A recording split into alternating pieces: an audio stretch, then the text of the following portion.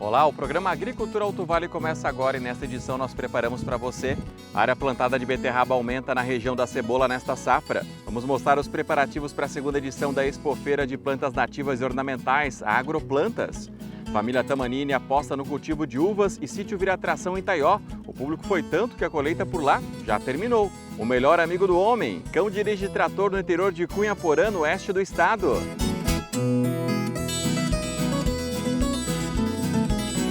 Se aproxime no sofá e vem comigo porque o programa Agricultura Alto Vale está só começando.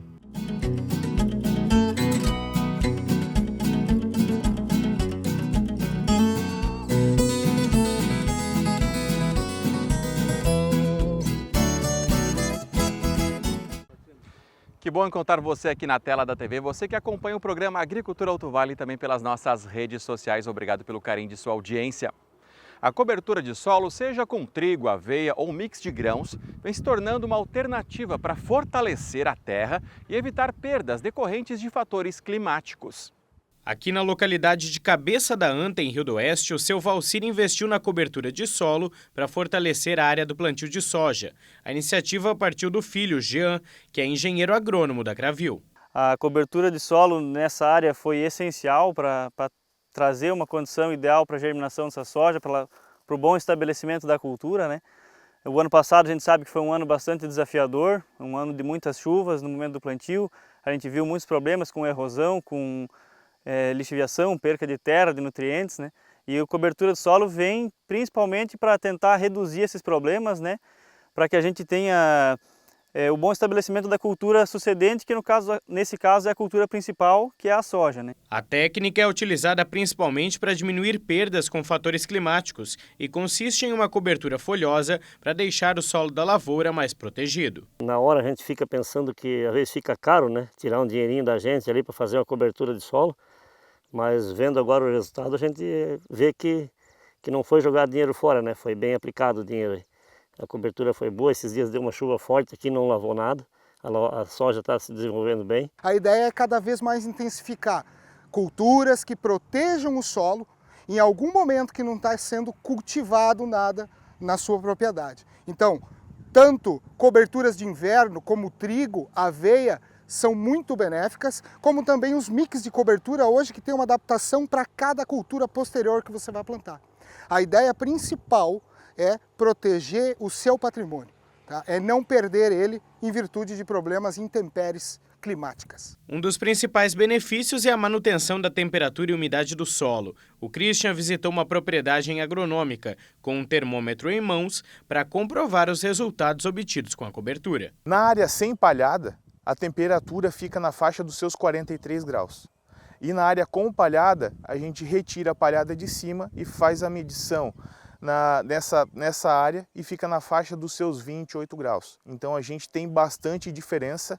Então esse solo que está protegido, ele vai reter muito mais umidade e vai ajudar muito mais as plantas em períodos de estiagem por segurar essa água na lavoura. Tivemos um uso muito baixo de herbicidas, porque a própria palhada acaba sendo uma barreira física natural para impedir a germinação da maior parte das plantas daninhas que atrapalham a cultura da soja. Sem falar de vários outros benefícios, como por exemplo as raízes dessa planta de cobertura que acabam apodrecendo e deixam canais abertos para o desenvolvimento das raízes dessas plantas sucessoras, que no caso aqui é a cultura da soja, né? Nesse caso específico a gente trabalhou com um mix que tinha aveia, centeio, carinata e ervilhaca. Em outras áreas ali a gente tem que, né, vem bastante capim, e aqui capim praticamente não veio. Veio um outro matinho ali, mas foi fácil de controlar. Eu acho que vou ampliar para as outras áreas também que eu tenho lá. Eu vou fazer mais um pouco de mix aí. E além de uma alternativa para proteger o solo, a técnica pode se transformar em uma fonte de renda. Quando eu falo de mix de cobertura, é um conjunto, é um conglomerado de sementes, ou seja, de variedades adaptadas, que são exclusivamente para quê? Somente cobertura. Esse é um ponto que o produtor não vai ter um ganho a mais, né? Ele não consegue fazer uma colheita de um mix diferente do trigo. Então é importante lembrar desse ponto. O mix ele é próprio para fazer coberturas de solo e o trigo sim, você faz a cobertura, porém você tem, né, a chance, né, a possibilidade de colher o trigo e ainda agregar em valor dentro da propriedade.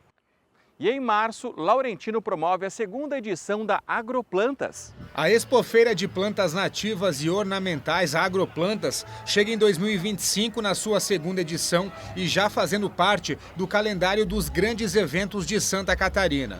No ano passado, milhares de pessoas participaram da Agroplantas, que trouxe uma grande programação. E para 2025 não é diferente. Uma grande estrutura será montada no Parque do Queijo para receber os visitantes. Nossa primeira edição já foi um sucesso, recorde de público, as pessoas gostaram muito, estão pedindo para voltar e nesse ensejo ali junto com os agricultores, com os produtores de plantas nativas e ornamentais e a comissão decidiu-se, né, fazer a segunda Agroplantas, que também será um sucesso. Teremos show, mas também teremos muito trabalho, produtividade e exposições desses nossos próprios agricultores que precisam desse fomento do município para que o Brasil os conheça. Segundo o prefeito de Laurentino, o evento ajuda na divulgação dos potenciais do município. É um evento que traz muitas divisas para o nosso município acaba sendo mais reconhecido ainda, divulgando o nosso município, divulgando nossa agricultura, divulgando a produção de plantas nativas ornamentais, o comércio local ganha. Então, com certeza, esse evento é de grande importância para o nosso município, para divulgar nosso município e também nossas potencialidades, o nosso agro, né? E principalmente a atividade que vem crescendo muito, que está se destacando bastante, que é a produção de plantas nativas e ornamentais. E como a ideia é levar também informações para os produtores, os tradicionais seminários serão realizados. O seminário é específico, exatamente nós trazemos as pessoas de fora, convidados de fora, para falar exatamente dessa questão da planta ornamental e da planta nativa, que é tão importante também para o nosso meio ambiente. Segundo a organização, o evento foi pensado para receber as famílias da região e também do estado. Além de brinquedos para as crianças e a feira de negócios, o evento vai contar com uma grande praça de alimentação. Diferencial esse ano, nós teremos pequenos animais, teremos exposição de pequenos animais, que é aquela ideia de ir com a família, fazer um passeio, ver os bichinhos, estar olhando as plantas, conhecendo o Laurentino, porque às vezes o próprio laurentinense não sabe a riqueza que a gente tem no próprio município, né? A segunda edição da Agroplantas será realizada entre os dias 13 e 16 de março aqui em Laurentino. Os ingressos serão vendidos em pontos de venda aqui no município, em Rio do Sul, Agronômica e também em Rio do Oeste, ou então através do site Oi Ingressos. E mais uma vez os shows nacionais devem atrair uma multidão para Laurentino. Na quinta e na sexta-feira, os shows são gratuitos. O objetivo principal sempre da Agroplantas realmente é uma grande feira de negócios que acontece durante todos os dias, com as grandes exposições, mas teremos também grandes shows nacionais para animar a nossa população, para atrair mais visitantes aqui em Laurentino. Já na quinta-feira temos Banda São Francisco, totalmente gratuito o ingresso a todos os visitantes. Na sexta-feira à noite temos show nacional com o Rick Renner. Lembrando que somente paga o ingresso VIP para você que quer estar mais próximo do artista, do palco. Na pista geral também é gratuito. No sábado à noite temos showzaço com o Guilherme e Benuto. E no domingo à noite, para encerrar então com chave de ouro, aquele showzaço tão esperado por Maiara e Maraísa. Tem má intenção em uma das partes, fica à vontade. Tô saindo do meio dessa saudade. E o IBGE divulgou uma nova projeção para a safra no ano. Com condições climáticas melhores que no ano passado, a previsão é que a colheita bata um novo recorde.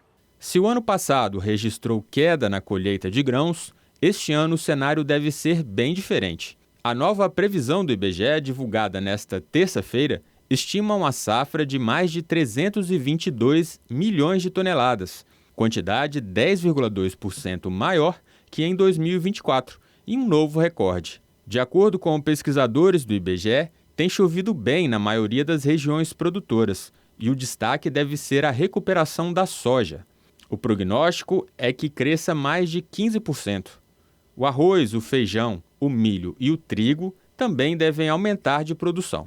Bem, é claro que essa safra 25 ainda tem muito o que caminhar, né? A gente nem começou a colheita ainda e as condições climáticas que vão determinar realmente se essa safra será recorde ou não, né? Mas as expectativas até o momento é que a gente tem uma safra muito boa esse ano. No Brasil, o Mato Grosso lidera como o maior produtor nacional de grãos, com participação de 31,4% da safra. Depois vem o Paraná, Rio Grande do Sul, Goiás, Mato Grosso do Sul e Minas Gerais.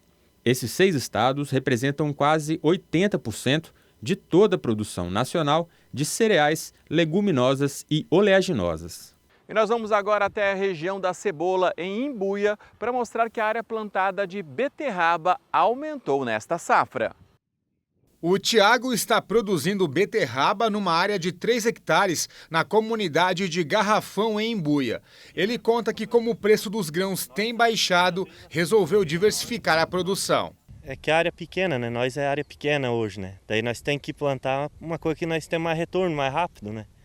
Porque hoje se nós plantar em 4, 5 hectares de soja não dá lucro para nós. Nem o milho, né? Que nem nós plantava. Então daí nós vamos apostando. Plantamos beterraba, cenoura. Hoje o plantio da beterraba ele tem se aumentado pela baixa preço do grão, né? Hoje soja, o milho estão com preço muito baixo. Então, como as nossas áreas aqui na nossa região são pequenas, os produtores mudaram para a parte de HF, né? Plantando beterraba, cenoura. Então, que traz uma rentabilidade maior em pequenas áreas, né? O João também explica que na região a beterraba pode ser plantada em épocas diferentes. O plantio na nossa região ocorre no plantio do cedo e o plantio do tarde, né? O plantio do cedo ali mais ou menos na época de cebola, meados de agosto ali para frente, o pessoal começa a plantar. E o plantio do tarde ocorre pós-cebola, né? Tem na parte mais baixa a partir de novembro, né? E a parte mais alta aqui na parte de Imbuia, Vidal Ramos, a partir de dezembro, né? Então daí ocorre. Daí elas vão ter o seu ciclo médio hoje das beterrabas, estão na base de 85 aos 95 dias, né? A maioria das variedades tem aqui para a nossa região. Na última safra foram plantados aqui na região da Cebola cerca de 500 hectares de beterraba. Para essa safra, a expectativa é que esse número até dobre. O problema é que os agricultores não estão conseguindo sementes para fazer o plantio. Hoje a gente está com uma grande dificuldade de semente na nossa região, né? Pela alta demanda também que a gente está tendo de procura de semente. Algumas empresas tiveram alguns problemas na hora de produzir semente, né? Como esse excesso de chuva que teve na safra dos anos passados. Boa parte das empresas são fora de Santa Catarina, né? Algumas em Rio Grande do Sul, outras fora do país. Então tiveram esse problema de produção de sementes, né? Então, com esse aumento de demanda e esses problemas que tiveram nas sementeiras, então daí tem essa falta de semente hoje. As 3 variedades hoje na nossa região mais plantadas são o Boro-Beijo, né? Da Sacata a gente tem a Comanese e da Isla Semente a gente tem a Merlot. O Osiel mora na comunidade de Campo das Flores, em Imbuia, e fez o plantio de 2 hectares de beterraba. Diversidade, né?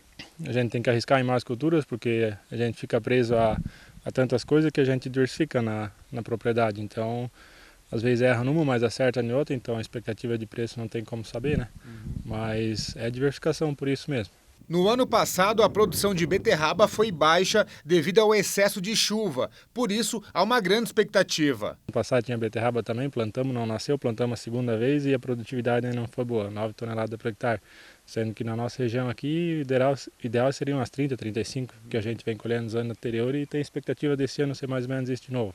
Conforme está correndo o tempo aí, agora época de novembro, dezembro e janeiro aí, uma chuva cada semana, agora os últimos dias está chovendo quase todo dia, então muito bom. Agora a gente passou o período do El Niño, né, que estava tendo. A gente está tendo uns dias mais estáveis aqui na nossa região, né? Em comparação nos anos anteriores, a gente não teve nenhum problema com granizo ainda, igual a gente teve nas últimas safras, né? Então a gente está tendo um clima bem agradável para a gente conseguir produzir beterraba, cenoura, outras olericulturas, né? O preço pago pela beterraba ainda é considerado baixo, por isso que a expectativa é que ele aumente nos próximos meses, já que diferente da cebola, por exemplo, a beterraba precisa ser vendida em poucos dias depois da colheita. A expectativa é que aumente o preço, né? O cara sempre quer que vá aumentando. Que quando eu plantei ela, acho que estava em torno de 40 centavos, estava falando.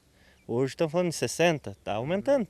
O cara tem que sempre pensar positivo. Cara, nós tínhamos que vender pelo mínimo R$1 o quilo da beterraba e hoje nós já estava satisfeito. Vamos para cima, quanto mais melhor, né? Cara, o ano que vem nós acho que vamos plantar beterraba de novo, pós-cebola.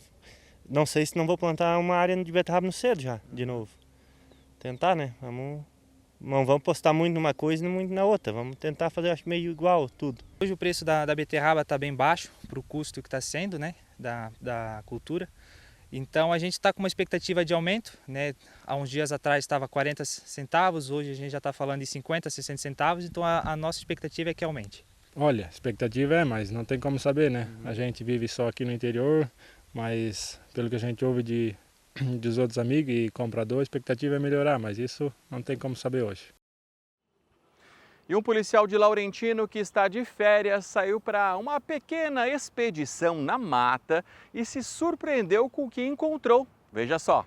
Esse vídeo foi encaminhado à RBA-TV pelo policial civil Edgar Baldo, que se deparou com uma família de coatis, cerca de 50, segundo ele, entre adultos e filhotes. Baldo teve o privilégio de apreciar e registrar a movimentação dos bichinhos subindo e descendo pelas árvores, entre as pedras. Olha só quantos correndo o morro acima. Sem perceber a movimentação dele, os coatis continuaram bem tranquilos, o que rendeu belas imagens. Esses animais vivem assim, em bandos, geralmente se alimentam de frutas, insetos e pequenos roedores, aves e répteis. Flagrar cenas como essas foi uma surpresa para o Baldo, que aproveitou as férias para fazer uma incursão na mata em busca de objetos arqueológicos, já que é um apaixonado por história, e acabou se deparando com a família de coatis. Para garantir a segurança deles, o Baldo não divulgou o local exato em que as cenas foram feitas. A única pista é que foi em uma localidade de Laurentino. E o que era para ser um espaço de lazer para a família Tamanini em Taió, acabou virando uma atração turística, porque eles abriram para o colha e pague de uvas. O movimento foi tão grande que a colheita já terminou. O sítio dos Tamanini fica na localidade de Santo Antônio, em Taió, no caminho para Salete. Era para ser o espaço de lazer da família, até que eles decidiram plantar uvas. E quando abriram para o colha e pague, então, virou ponto de parada no Vale Oeste. Devido à grande procura no período das festas de fim de ano, a colheita terminou em poucos dias. Esse foi a nossa segunda colheita, né, o segundo colhe pague dos Tamanini. E ano passado, quando foi o primeiro, foram 3 dias. A gente abriu, em 3 dias não tinha mais uva. Uma coisa que era para ser para o lazer, acabou virando também um negócio. Mas é um negócio muito prazeroso, porque receber as pessoas é muito bom. A gente é de cidade pequena, não tem muita opção de lazer. Então eles encontram aqui essa questão de natureza, passar o tempo, tirar a criança de dentro de casa que está lá no celular. O incentivo para o plantio de uvas veio da EPAGRE e resgatou memórias afetivas e uma tradição familiar. Viemos de uma família de origem italiana.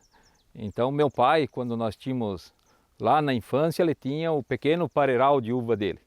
Então quando adquirimos esse sítio aqui, que veio em mente para a gente fazer a nossa plantação de uva, aí ficamos assim, que uva que vamos plantar, para que vamos fazer, qual que seria o objetivo da uva. Aí a gente foi e procurou o auxílio da EPAGRE. Foram plantados 400 pés de uva Bordeaux, que é uma uva que serve para suco, e daí 1.500 pés nós plantamos de Niagara Rosada, que é uma uva que o pessoal vem para a colheita, que é uma uva de mesa. Como um bom italiano gosta de um bom vinho, né? Aí a EPAGRE desenvolveu uma uva vinífera. Então a gente não deixou de plantar também 200 pés, que é no início da nossa lavoura, uma uva vinífera, que essa uva ela está com 2 anos agora. Essa uva no futuro a gente pretende fazer um vinho fino. As parreiras são conduzidas no sistema de Y, que para o produtor facilita o manejo, além de resultar em frutos mais doces. Por que a parreira em Y?